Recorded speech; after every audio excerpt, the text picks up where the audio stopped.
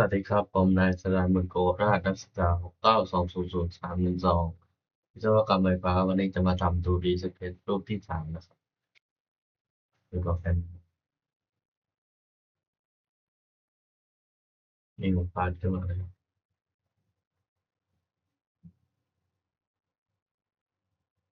เดี๋ยวพอดเพลงสร้างวงกลมรูปแรกขึ้นมารูปที่2ก็รูปที่3นะครับ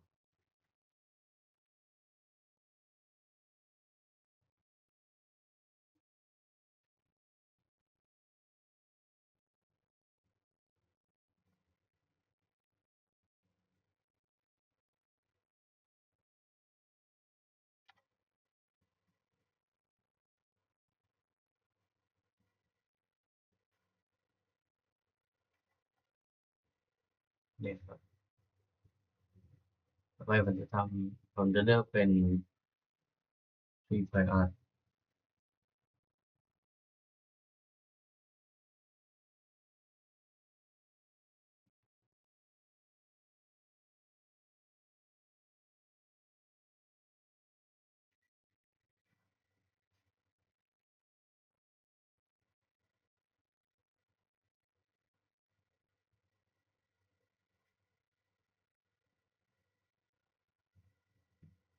ลากขึ้นมานะครับ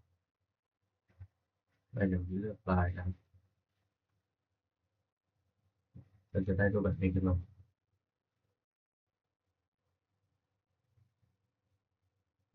กดที่เส้นแล้ววงกลมนะครับผมจะเลือกเป็น Center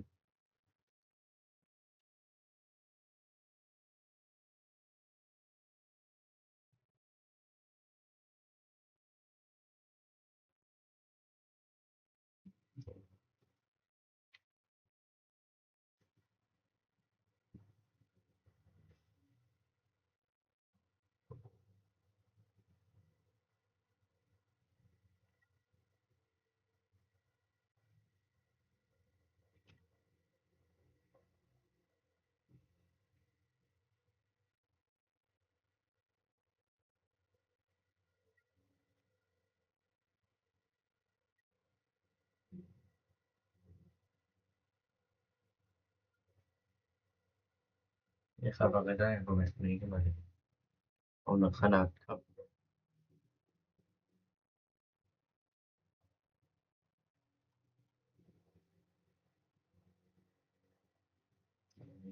สวยๆบอกขนาด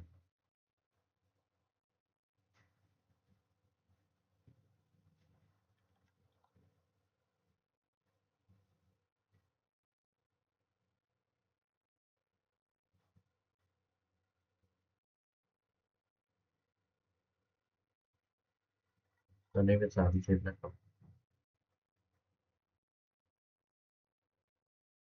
จะบอกผนังวงกลมอยู่ตรงนี้นะเป็นนี่ผมจะทำรูป5เหลี่ยมขึ้นมาข้างในนี้นะ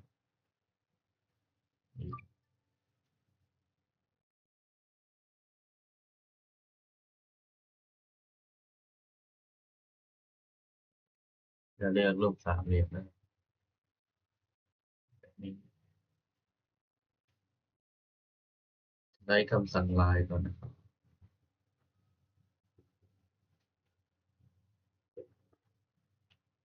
ก็คือลืมบอกขนาดเส้นตรงนี้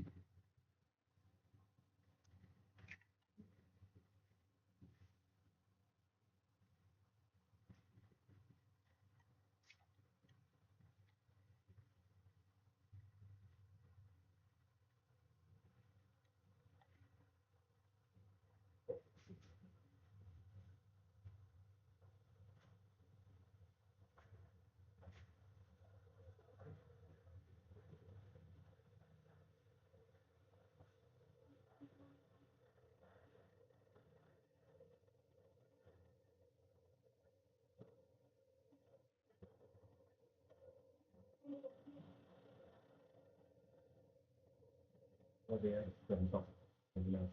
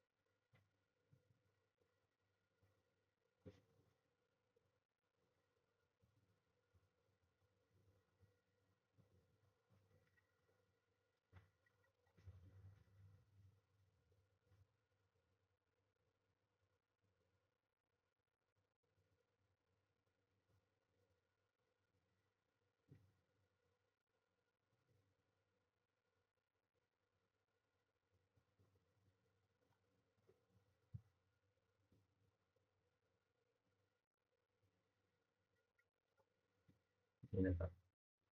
จะได้แบบนี้ขึ้นมา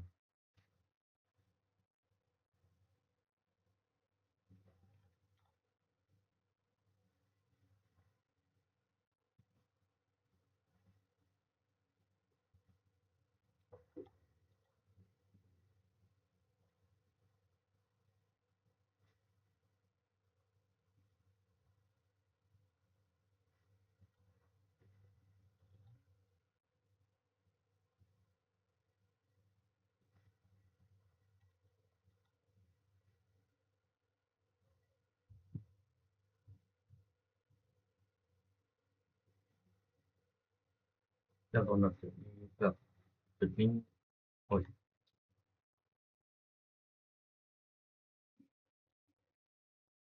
ตรงนี้นะครับเราก็จะได้แบบนี้ขึ้นมาเลย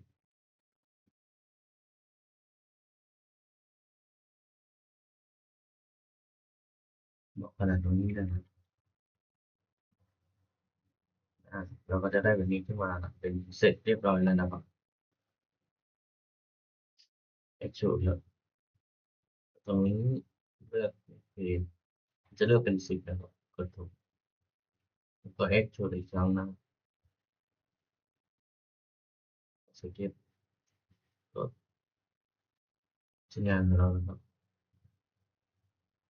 แล้วก็กดถูกเราก็จะได้ชิ้นงานขึ้นมาแบบนี้นะครับกดเซฟอะไรให้เรียบร้อยครับแล้วก็เราก็จะ new แผ่นหน้ากันของเราขึ้นมาจะลงกระดาษ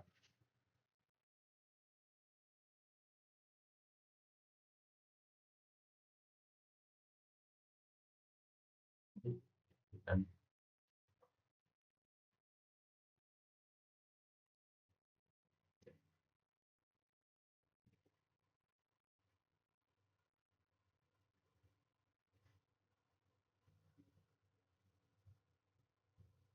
นะครับเราก็จะได้รูปเป็นอันนี้ผมจะเลือกเป็น2เอา3อันนี้ก็เป็น3เอา2อ่าเราได้รูปเป็นเยอะขึ้นมาเลยนะ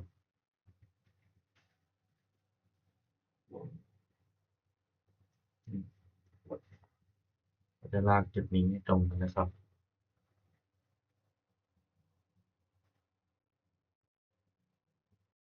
นี่ก็จะทำการบอกขนาดของแต่ละจุดนะครับ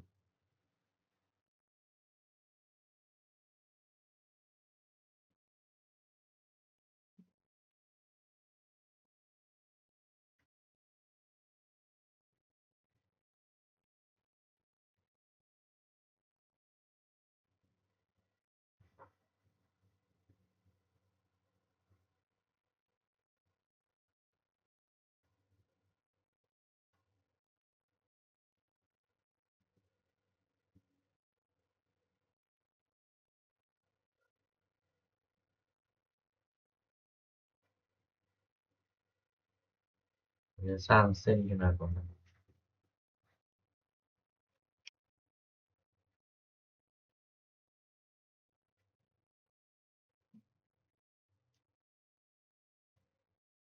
สามารถแอคชั่นทำเหมือนกันนะครับ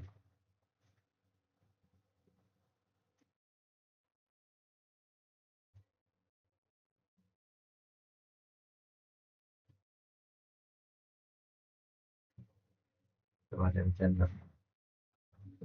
เราก็จะได้รูปแบบนี้เป็นแต่มันจะบอกขนาดข้างในนะสร้างรูปวงกลมขึ้นมาก่อนแล้วก็บอกขนาด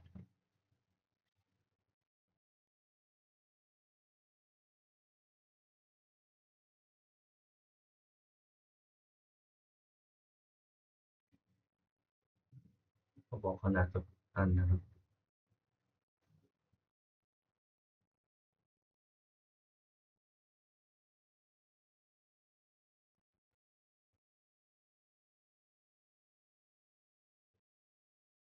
เราก็จะได้รูปแบบของชิ้นงานเราแบบนี้ขึ้นมานะครับแล้วก็กดเซฟได้เลยนะครับผมจะไม่เซฟ ก็ขอจบการนำเสนอเพียงเท่านี้สำหรับโรค